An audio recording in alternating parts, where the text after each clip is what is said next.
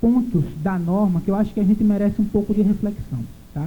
O primeiro é o seguinte, como o Gama disse, a norma está popularmente chamada de lei de distrato, né? Ela, na verdade, quando você vai ler a ementa, ela trata da resolução, ela regulamenta a resolução por inadimplemento, mas eu concordo com o Gama quando ele diz que ela veio também a fomentar e estimular com que as partes cheguem a um consenso e resolvam amigavelmente a resolução, tá? Tanto é que ela tem um artigo expresso lá, que diz que, embora eu esteja criando toda aquela regra, certo? De rescisão, quando tem inadimplência de um lado, inadimplência do outro, ela tem um artigo expresso que diz que, por meio de distrato, as partes podem transigir da forma que entender, inclusive uma forma diferente do que está ali estabelecido como regra, tá? E aí a primeira pergunta que eu faço é, será que eu posso então, vamos lá, vamos pegar um exemplo prático, eu tenho um empreendimento onde eu não tenho afetação, tá? Ou seja, em tese eu teria a possibilidade de retenção de até 25%, tá certo? E o meu cliente fica inadimplente, ele vem conversar comigo para a gente tentar compor e a gente chega num consenso e diz o seguinte, ó, pela regra, eu posso reter até 25%, reter a comissão de corretagem e tenho 180 dias para te devolver, tá? E aí, a pergunta que eu faço, via distrato, eu posso simplesmente dizer o seguinte, ó, essa é a regra geral, mas vamos fazer o seguinte, eu vou descontar de você 30%, mas eu te devolvo à vista. Isso é possível fazer? No meu ponto de vista, a lei está expressa dizendo que pode, tá? Mas, obviamente, que eu não tenho dúvidas que, eventualmente, isso vai poder, algum consumidor depois, não, foi descontado a mais ou a menos, e voltar a querer rediscutir isso, tá?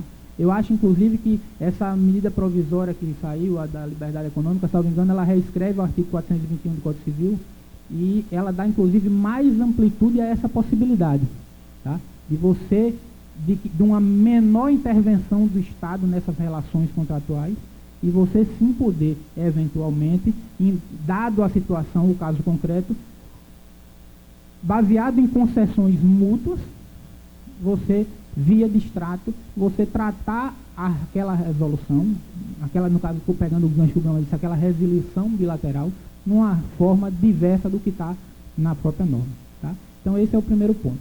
O segundo ponto é o seguinte, a gente tem lá a lei ela não foi taxativa na hora de estabelecer qual é o percentual de retenção, tá?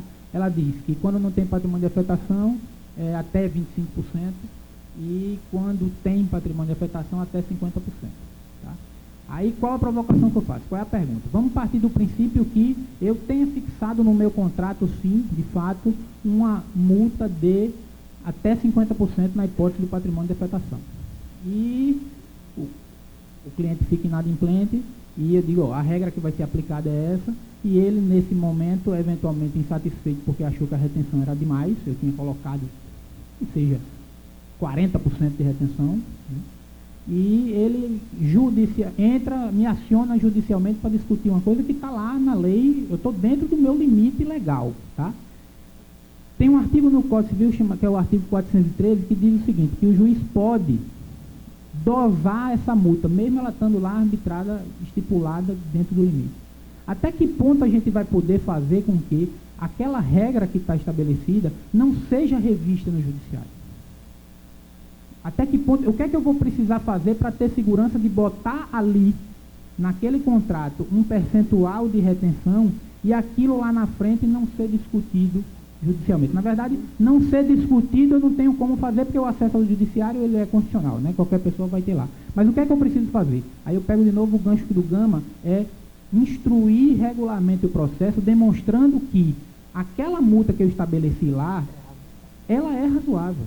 Eu tenho que mostrar o quanto eu gastei de comissão, o quanto eu gastei de despesa administrativa, o quanto eu gastei de marketing, o quanto eu gastei disso, daquele. São N custos que estão dentro de uma operação de venda e que, se o incorporador não chegar, de fato, nos autos do processo e deixar isso muito claro e muito provado, eu não tenho a menor dúvida que a gente vai ter aí um monte de decisão judicial baseado no artigo 413, reduzindo sim o percentual de retenção que está no contrato. Tá? Vamos lá, o outro ponto que eu destaquei aqui para a gente falar um pouco é muito da parte prática de elaboração de contrato. A lei ela estabeleceu a obrigatoriedade a partir de agora de um quadro resumo. Tá? E, na verdade, essa ideia de quadro resumo era uma prática que já existia no mercado mesmo antes da norma. Existiam diversas incorporadoras que trabalhavam no dia a dia com quadro resumo.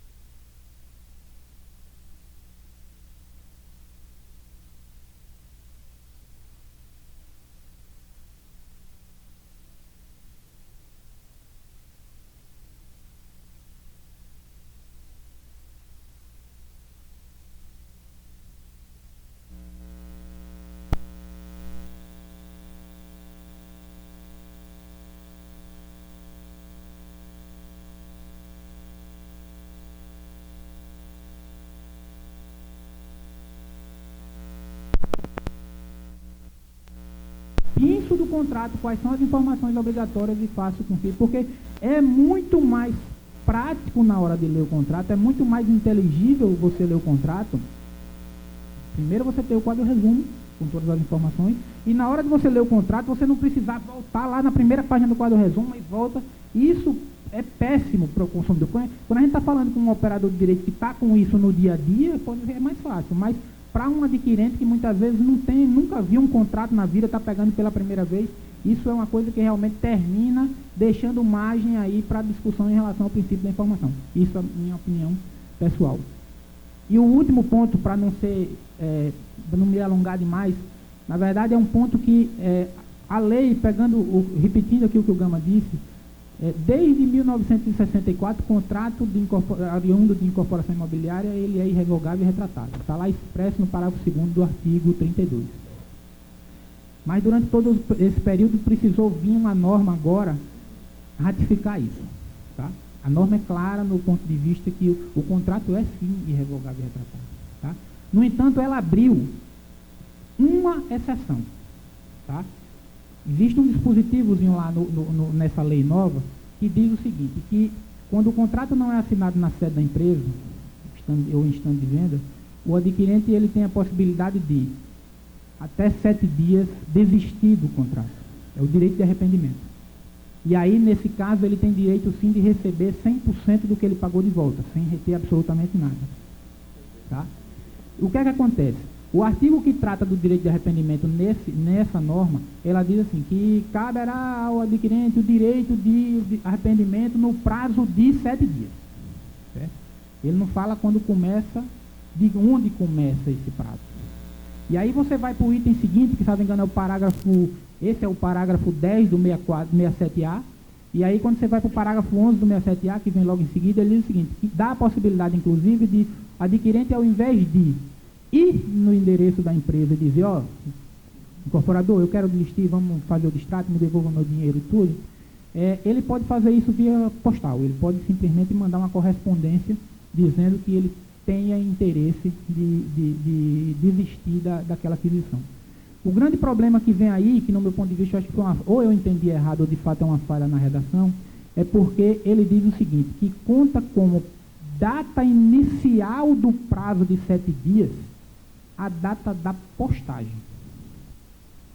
Então, se você entender o seguinte, olha, no meu ponto de vista, eu já vou antecipar a minha resposta para poder depois tratar disso, teria que se aplicar aí, se não me engano, é o artigo 49 do Código de Defesa do Consumidor, que diz que o consumidor pode desistir da compra baseado no prazo de 7 dias, contados, e aí ele diz expressamente, contados da aquisição ou da assinatura do contrato. Seria o normal. Eu assino o contrato hoje, eu tenho até 7 dias para poder ir lá e manifestar a minha posição de que eu me arrependi, eu não quero mais. Sendo que quando você vê o parágrafo 11 desse 67A, ele diz que, eu vou até ler aqui para não ter risco de eu falar besteira. Ele diz o seguinte: caberá ao adquirente demonstrar o exercício tempestivo do direito de arrependimento por meio de carta registrada com aviso de recebimento, agora onde está o problema, considerada a data da postagem como a data inicial da contagem do prazo a que se refere o parágrafo 10 deste artigo, que seria o parágrafo os 7 dias. Ora, se por um acaso eu mando essa carta só 30 dias, eu ainda estou no prazo de arrependimento? Eu postei 30 dias depois. Mas o que ele está botando prazo aqui, na verdade, é para o correio cumprir, né? Porque se ele diz que é da postagem, em tese, pelo que está na norma, no dia que eu postei é que começa a contar o prazo de 7 dias. Então, na verdade, aqui, de fato, eu acredito que tenha sido uma falha, realmente, na hora da redação, porque, no meu entendimento, e aí aplica-se de forma direta o 49 do CDC, da data do contrato, ele tem 7 dias. Se ele vai fazer via postal, ele precisa postar até, obviamente, o 7º dia. Senão ele estaria fora, já teria, de fato, confirmado a irrevogabilidade e a irretratabilidade daquele contrato. Tá? Pessoal, realmente essas foram algumas considerações rápidas de alguns pontos que eu acho que são interessantes e são mais palpitantes, vamos dizer assim, em relação à norma. Tá? E eu agradeço vocês e vou devolver a palavra para o Roberto para poder dar tempo aí mais para a gente entrar nos debates, que eu acho que é o mais enriquecedor de uma palestra como essa. Obrigado. Obrigado, Gustavo, por sua participação. Realmente, eu corroboro com tudo que você falou, com o seu posicionamento, é o entendimento que a gente realmente divide. E, a fim de ganhar um pouco mais de tempo para o público, eu abro a palavra agora para vocês, que poderá ser exercida por meio das perguntas escritas e entregues, ou diretamente, quem quiser fazê-la de forma direta, levanta a mão que alguém com o microfone vai até vocês, ok? Bom, enquanto não vem as perguntas, agradecer ao meu debatedor, e é excelente quando você tem um debatedor que pergunta e já responde, né? Porque aí você não tem só que agradecer realmente ao debatedor, tá? Mas eu gostaria de fazer algumas considerações. Até a primeira, eu na realidade disse que vinha dialogar com vocês, a resposta vai vir de vocês, tá?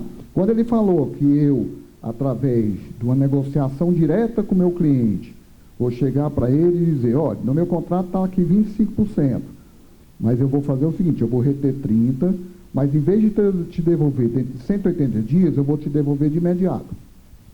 Tribunal do Júri, nós estamos com 280 juízes. Eu vou defender o meu cliente, que ele, na verdade, é incorporador. O cara entrou, fez o distrato, entrou na justiça questionando o distrato. Isso é possível, o STJ já disse que ok. Ele pode chegar lá, faz o distrato, tudo ok, direitinho, aí depois, eu não sabia que era bem assim, o que ele reteve foi muito alto, pelo artigo 403 do Código Civil, vamos tentar baixar essa multa.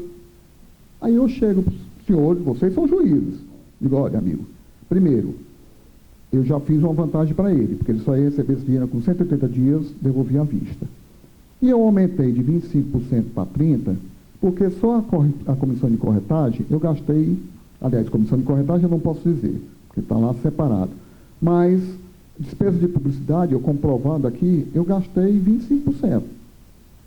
Com despesas de emissão de boleto, eu gastei mais 5%. Então, 25 mais 5 só aí deu 30%. Pelo contrário, eu não dei nenhuma sanção para ele. Eu não dei nenhuma pena para ele. Eu só fiz cobrir minhas despesas irrecuperadas e está aqui a comprovação. Você, juiz, ratificaria esse distrato? Quem é a favor, por favor, levante o braço. Tem muito muralista aí. Bora, quem for a favor, todo mundo usou Rexona. Quem for a favor, levanta o braço. Olha aí, ó. A grande maioria não ratificaria. Você iria perder, ó. Mas você ia ganhar lá no STJ. Os juízes que disseram que não estão equivocados. Por quê? Porque o distrato não está dizendo é acordo entre as partes. Eu só posso reduzir a retenção de 30% se eu conseguir provar que realmente foi um valor extremamente exagerado. Eu estou provando que a minha multa foi 0. que eu estou retendo 30% por despesas irrecuperáveis. Se eu não fizer essa retenção, está havendo enriquecimento ilícito da outra parte. É isso que vocês precisam entender. Então, não resta a menor dúvida que você teria como ganhar. Mas você não ganha se no seu contrato disser: a retenção, eu tenho um patrimônio de afetação, vai ser de até 50%. Perdeu já de imediato. Porque o CDC diz: meu amigo, quando eu for começar a assinar, eu quero saber se minha mulher é virgem ou não. Então, diga logo agora. Tu vai me reter 10, tu vai me reter 20, tu vai me reter 50. Até 50, eu hoje, quando estou assinando, tomando a minha decisão, se devo ou não entrar nesse negócio, eu não sei quanto vai ser retido. Então, não caiam nessa besteira. Quando a lei diz que é até 50, é para você tomar a decisão. Meu contrato vai ter 40, meu contrato vai ser 50. E aí, a CEBIC foi totalmente contrária à retenção ser em cima do valor pago. O certo é em cima do valor do contrato, porque nós demos um tiro no pé. Está o João e está o Roberto Cláudio me comprando. Aí todos os dois têm condições de me dar meu sinal de 100 mil reais. Mas o Roberto quer mais recursos, tem para me dar um sinal de 500 mil. Tu daria, Roberto, sabendo que se tu tiver algum problema lá na frente, eu vou reter 50% dos teus 500 mil e do João eu vou reter só 50% de 100? De jeito nenhum. Ou seja, nós tiramos a possibilidade do meu cliente chegar lá e antecipar. Meu amigo, eu abro uma garrafa de champanhe toda vida que o cliente chega lá no meu escritório dizendo: eu quero antecipar a parcela. Eu digo: que coisa maravilhosa, meu Deus do céu. Ajudou a pagar a folha de amanhã que eu ia, na realidade, do banco pegar emprestado. No meu escritório estragou um monte de garrafa de champanhe que eu não consigo abrir. Entendeu? Então, vou dar uma ideia para vocês. Vamos lá. A lei não diz que até 50%? Sabe o que é que eu vou botar no meu contrato? Se o cara destratar, eu vou reter a comissão de corretagem, estou dentro da lei, mas aí eu preciso lá no quadro resumo dizer para quem eu paguei essa corretagem. Vou reter 1% do valor do contrato referente às despesas de publicidade e administrativa e vou cobrar uma multa, sanção de 2%, todos os dois, um e o 2, não em cima do valor até então pago, mas sobre o valor do contrato, limitado a 50%. Estou dentro da lei? Estou. E os dois que compraram o mesmo apartamento meu de 2 milhões, eu vou reter dele 2% de 2 milhões, vou reter dele 2% de 2 milhões, independente desse ter me pago só 100 mil e desse ter... Fiz justiça? Então, nós precisamos ter criatividade. E aí, respondendo à sua pergunta, a lei foi boa para os incorporadores ou para os consumidores? Eu, incorporador, digo: eu quero que a lei seja boa para o consumidor. Porque eu só existo porque existe o consumidor. Nós temos que quebrar esse paradigma. Agora, é óbvio que eu tenho que ter uma multa, sanção, para evitar o especulador. Mas a lei tem que ser bom com o consumidor. Não existe incorporador, não existe fornecedor sem existir mercado de consumo. Então nós precisamos prestigiar, e é isso que nós fizemos na lei. Prestigiar literalmente o consumidor. Ele precisa ter regra clara, saber efetivamente o que vai acontecer. No segundo ponto, no quadro resumo, nós precisamos ter outro cuidado. Quando ele falou de que com 7 dias, e aí realmente é um erro da lei, e esse erro foi feito por uma emenda de um deputado, que o que ele quis dizer foi exatamente isso. Como eu posso provar através de carta, eu posso mandar essa carta no período de 7 dias, independente se essa carta chega no 15º, no 30º dia, ou daqui a 6 meses. O que ele quis dizer foi isso. Mas não sabe português e escreveu de forma errada. Mas a interpretação correta é essa que você deu. Nos 7 dias, mesmo que eu tenha recebido 30 dias depois, se ele me provar que colocou nesse prazo de 7 dias, fica válido. Daí porque, quando isso acontecer, nos contratos, os senhores precisam ter também a assinatura do corretor, porque eu só vou poder pagar o corretor depois desse prazo. Porque o corretor tem direito à comissão dele quando ele aproxima comprador e vendedor. Mas a cláusula é uma cláusula suspensiva. Por isso é que o contrato continua irretratável. A cláusula é de arrependimento. O contrato está dizendo o seguinte, ó, nós assinamos, mas ele só vai ter força de lei daqui a 7 dias. Então, o corretor precisa saber, ter conhecimento também, que se isso acontecer, ele não vai receber a parte dele, tá?